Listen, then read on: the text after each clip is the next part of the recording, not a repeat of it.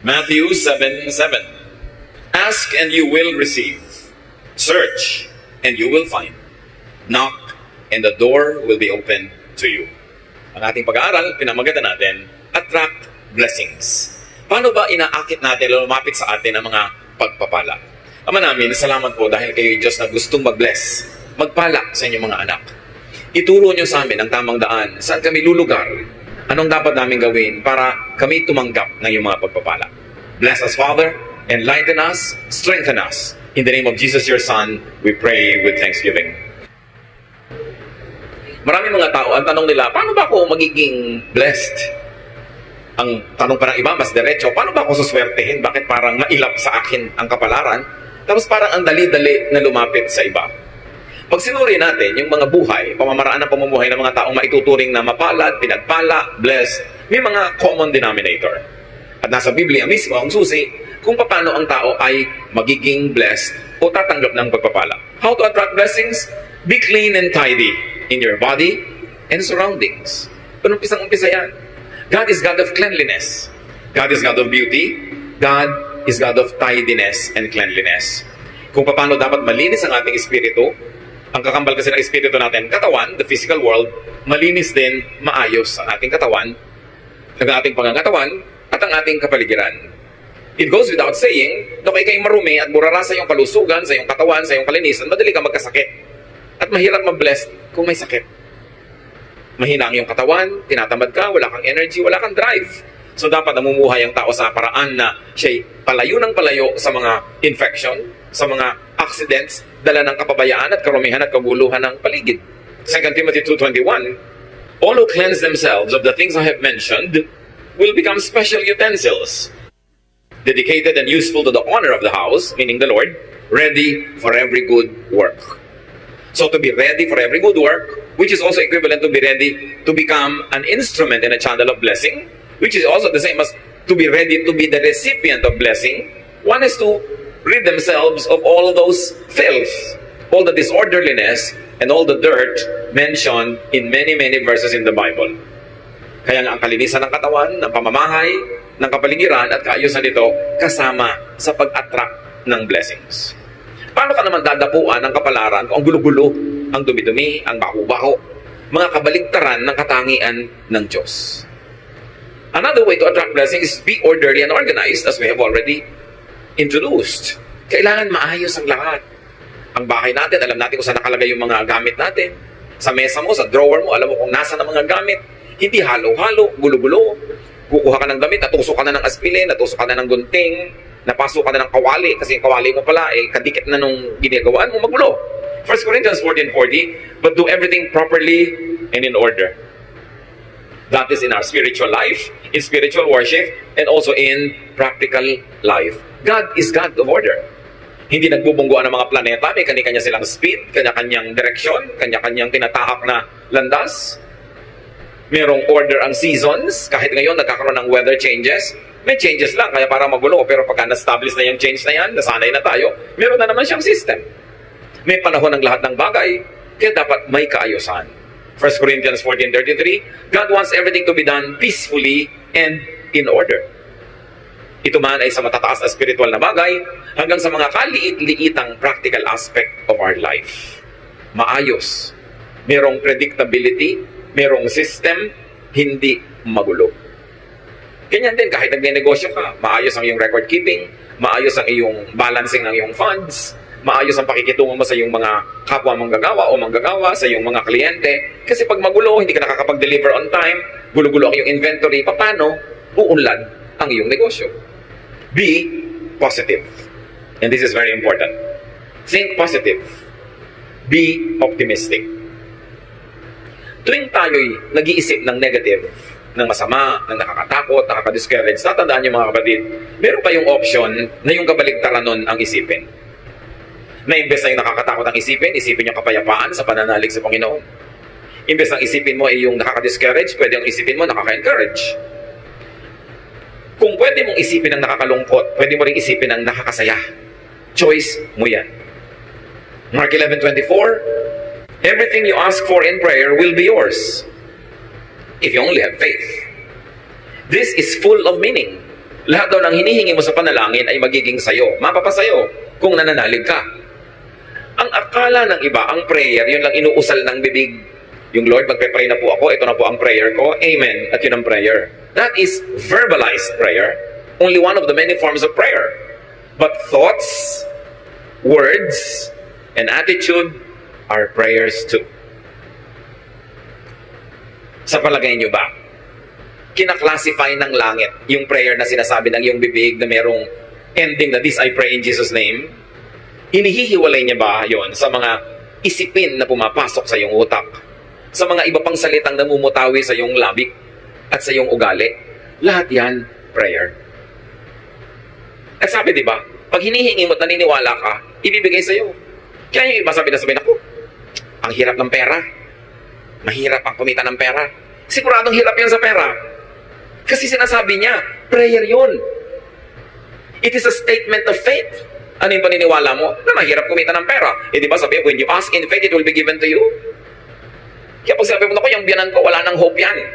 Yun nga nangyayari, nawawala ng hope. Because that is your prayer. Pag lagi mo sasabihin, ang hirap ng buhay.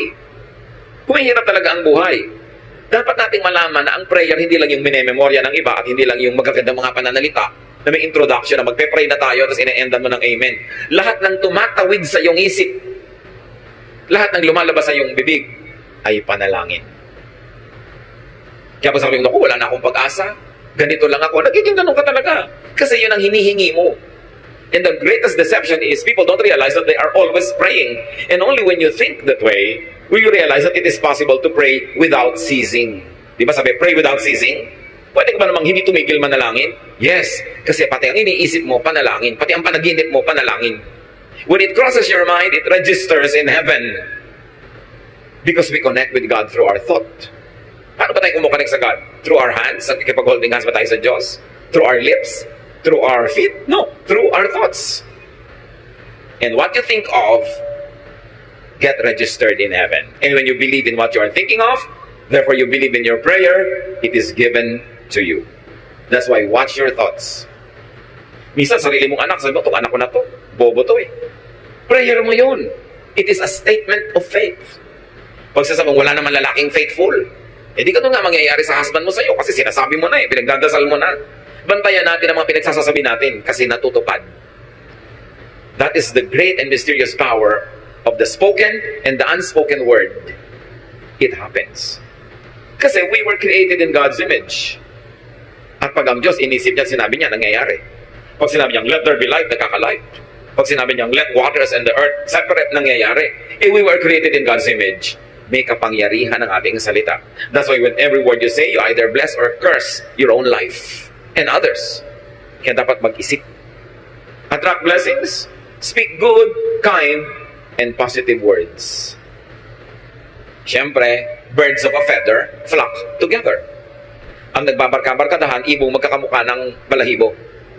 At ganun din yun. Kung ang balahibo ng yung ibon ay puro negative, ang ma-attract niya kabarkada, negative din. Pag kulang ng pananalig, yun ang ma-attract niya. Weakness, failure, fear, kasi magkakabarkada yun. Proverbs 16:24, kind words are like honey. They cheer you up and make you feel strong. So have only kind words for others to strengthen them, and have kind words also for yourself to strengthen yourself. And when you are strong emotionally, when you are strong spiritually, you become strong physically. And when you are physically, emotionally, spiritually strong, you are ready to receive blessings. Blessings go to the strong, to the happy, to the positive. Because magkamukha sila, magkabarkada sila. Prepare yourself to be blessed. Pag may nangyayaring hindi maganda sa iyong buhay, pwede mong yun i-celebrate. Palakihin mo siya. Hindi maganda ang buhay ko, kawawa naman ako, api ako, wala akong talent, mahirap ako. Sige, paulit-ulitin mo at di kanyan iiwan. To change a situation, you've got to change your thought about it first. Be changed by the renewing of your mind. It's all in the mind, it's all in the thought. Kaya pag nakokontrol mo yung direksyon ng yung utak, uy, teka, nagne-negative ka utak ka, ayoko niyan, ipapositive ko to. Uy, nagiging afraid ka, gagawin ko, faith, ang kapalit, mananalig ako. Decision yan. So kind words are like honey. You know, unkind words are like acid. Pag ang bibig mo lagi ang laman ay unkind words, parang lalagyan niya na may lamang asido. It destroys its own container. So prepare to be blessed by thinking positive, by being positive. It is a choice. It is a habit to be positive or to be negative. But you know that God is positive. Paano kanya i-bless kung negative ka? Hindi ka handang tumanggap. Another way to attract blessings is to be a blessing to others. Matthew 5:16, make your light shine so others will see the good you do and praise your Father in heaven. When people praise God because of what they see in you, is it too far for God and too difficult for God to bless you? Because He gets delighted when He is praised. And He is worthy of praise. Pero kung napipitasan ng Diyos dahil sa'yo, alam mo na kung anong ina-attract mo na energy. Yung kasabihang talbog sa akin, dikit sa'yo. Pag blessing ka sa iba, tatalbog din yung blessing, didikit sa'yo. Pagka curse o sumpa ka sa iba, tatalbog yung sumpa, babalik sa'yo didikit. Because what you give is what you get. Ganun ang rule of life. What you give is what you get. So when you give blessings, anong ibibigay sa'yo ng kalangitan? Kundi blessings din. Kaya yung mga mararamot, yung mga mahilig na gumawa ng masama sa kapwa, manira, hindi nila alam, sarili nila ang magiging sira pagkatapos nun. Bumabalik at bumabalik sa atin parang boomerang ang lahat ng ating hinahagis. Kaya kung dumudura ka sa langit, sa mukha mo rin lalaglag ang iyong dura. Pagka nang aapi ka ng kapwa, may balik yon. Pag naninira ka, gumagawa ka ng masama, may balik yon. Kaya nakikita nyo ha, most of the time, mga chismosa, hirap sa buhay. At kung hindi man sila nahihirapan ngayon, baka bukas pa. Pero kadalasan, isipin nyo lahat ng chismosa kilala nyo sa buhay nyo. Mga hirap sa buhay. Kasi negative. Kasi laging naninira. You attract blessings, give. Be a giver of good things. Be generous with what you give. Proverbs 11:25, be generous and you will be prosperous. Help others and you will be helped. Napakadali namang maintindihan. Gusto mo palang lumawag ka sa buhay, sumagana, maging mariwasak, maging palabigay, at palabigay ng pabulosong paraan.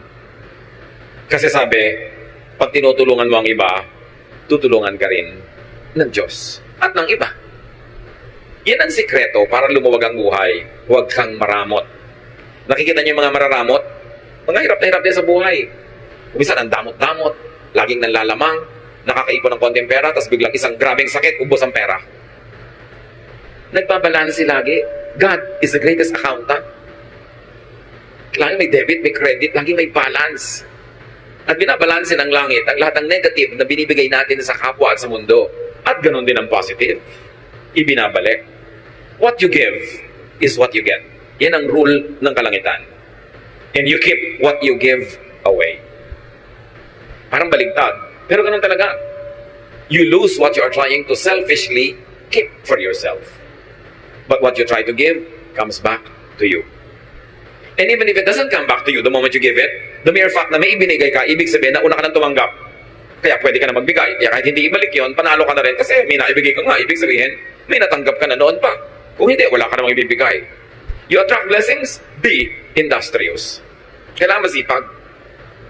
Pag kami nagtatanong sa akin young person, namimili kung sinong papakasalan among several choices, everything being equal, anak, sasabihin ko, tingnan mo kung sino yung masipag. Yung masipag, malayo yan sa gutom. Lalo't smart. Pero kahit guwapo, tamad, gutom yan. At pag kumakalam na yung sikmura mo, hindi ka tayo magugwapuhan dyan. Kailangan masipag. Masarap kasama ang masipag. Magaan kasama. So, be industrious. You want to attract blessings? Alam nyo, God is God who works. Sabi niya, 6 days you should labor, and the 7th you should rest. So, 6 days of work, bago ka magkaroon ng 1 day of rest. Hindi ka tulad naman ng iba, 6 days of rest, 1 day, rest pa rin. Walang work. Tapos gusto magkapera. Work well. It's not enough that you work well. Para yung quality ng trabaho mataas. Nakakalungkot naman, ang sipag-sipag mo nga, pero napakaliit naman ang sweldo doon sa pinagtatrabahuhan mo. Dapat humanap ka ng iba na yung sipag mo masusuklian ng tamang katumbas na sweldo o kita o tubo. Kasi marami naman masipag, kaya lang hindi smart. nagasgas na, napagod na, namatay na katatrabaho, pobre pa rin. Kasi yung kanyang ginagawa, hindi sapat yung kinikita niya sa kanyang pagod. Dapat sapat para sulit. Kung magtatrabaho ka ng 7 taon, 10 taon, 50 taon, dapat mas marami kang kinita kaysa nagtrabaho ka rin ng ganung kahaba na ang konti-konti ng kinita mo. Be productive. 1 Thessalonians 4:11. Try your best to live quietly, to mind your own business, and to work hard, just as we taught you to do. So, hard work. Focus on what you do, not on what others do. Pag lagi kang nanonood sa buhay ng iba, hindi ka makakapamuhay ng sarili mong buhay. Kailangan nakafocus ka sa ginagawa mo, hindi sa ginagawa ng iba. Then you can go deep, and you can go high, and you can go wide, and you will achieve more. 2 Thessalonians 3:10, we also gave you this rule. If you don't work, you don't eat. Naku, kung ang mga Kristiyano lang susundin ito, karami ka mag-anak na ililibing sa gutom bukas. Pero mahilig kasi tayo magpremyo sa tamad. Bakit yung tamad? Laging sinusuportahan. Tapos yung masipag, ang pinaparusahan, sa kanya ipinapasan ang lahat ng gastusin ng mga tamad. Ito ang turo sa Biblia. Hindi ka nagtatrabaho, die. Mamatay ka sa gutom. Liban nila kay sobrang tanda na, sobrang bata pa, o sobrang may sakit. But if you're able-bodied, you should feed yourself at least. Hindi mo dapat inaasa sa iba ang kakainin mo. Dito naman sa atin, may isang nagtatrabaho, may 5 kapatid na humihingi, kaya aga-agang magbubuntis, mag-aanak, ang gatas ngayon, hihingin na uli sa ating nagtatrabaho o sa kuya. Yun namang nanay, iiyak-iyak doon sa kapatid mo, mong babayaan. Bakit laging tamad na kapatid ko lagi ang inaabogado ninyo sa akin? Di na kayo sa akin naawa. Diba? May mga ganong magulang naman. Kung sino yung masipag, pinarurusahan. Yung tamad, pinapremyuhan. Hindi yun biblical. Pag nakaranas siyang magutom at kumalaman si Pura, magtatrabaho. 50 years old na, humihingi pa ng pang-load. Abay, huwag kang mag-cellphone kung wala kang pang-load. Diba? Huwag kang magsaya. Boring. Lagi, alam niyo yung mga tamad, laging boring. Laging nabobore. Subukan nilang magutom. Diba? So, if you want to eat, you work. And if you work smart, you eat. Dinadagdag natin yung smart. Although sasabihin ng grammar teacher ko, if you work smartly. No? But if you work smart, you eat. Hindi lang yung work ka ng work, pero hindi ka naman smart. Napapagod ka, wala kang kita. Marami rin ganun trabaho eh. Dapat sulit. But remember, brothers and sisters, laziness attracts hunger. It attracts many other negative things. Pag tamad, marami nang kakambal na problema. At dahil tamad, laging nabobor. Hindi kasi busy. Pag nabobor, iimbento ng mga kabalbalan. At usually, magastos ang bunga ng kabalbalan. Napapaaway, naglalasing, asawa ng maaga. May mga kakambal na mga problema, yung pagiging tamad. Kaya dapat ang tao busy lagi para mawala siya ng oras sa kabalbalan. Because an idle mind is the devil's workshop. If the devil see you doing nothing, he will put you to work. And definitely, ang magagawa mo, pampagulo ng buhay. Attract blessings, be appreciative. Be thankful, be grateful. Kasali yan. Because thankfulness, gratitude, appreciation is the path of blessings. Kung baga ang ilog, merong dinadaanan niya na landas. May ruta yan, di ba? Ang gano'n din ang blessing, may ruta yan. Ang dadaanan niyan, yung mga pangpang ay thankful, orderly, beautiful, grateful, positive, productive. Doon dadaan ang ilog yung agos ng pagpapala. Pag ikaw hindi ka appreciative, hindi ka mapagpapala. Yung binigyan ka, tapos nagreklamo ka, ba't ito lang? Sa susunod, di ka na mabibigyan. Pinautang ka, dapat ang appreciation mo is magbayad ka na maaga, mabilis, at kung pwede, dagdagan mo pa ng kung ano mang interest in cash or in kind. Para mamaya, uutang ka na naman, nagmamadaling pautangin ka, pero kung hindi ka nagbabayad, hindi ka na makakautang uli, mawawala na ang kanang credit, liliit ang mundo mo, natatanggal lang yung blessing. Ang mga nagbibigay, nagre-regalo, nagpaparaya, siyempre, inaasahan din naman nun, magpapasalamat ka. At pagka hindi ka nagpasalamat, kahit hindi nila sabihin, dinaramdam din nila. At sa susunod, tatama rin na sila na tumulong sa'yo. Dapat appreciative, nagpapasalamat lagi.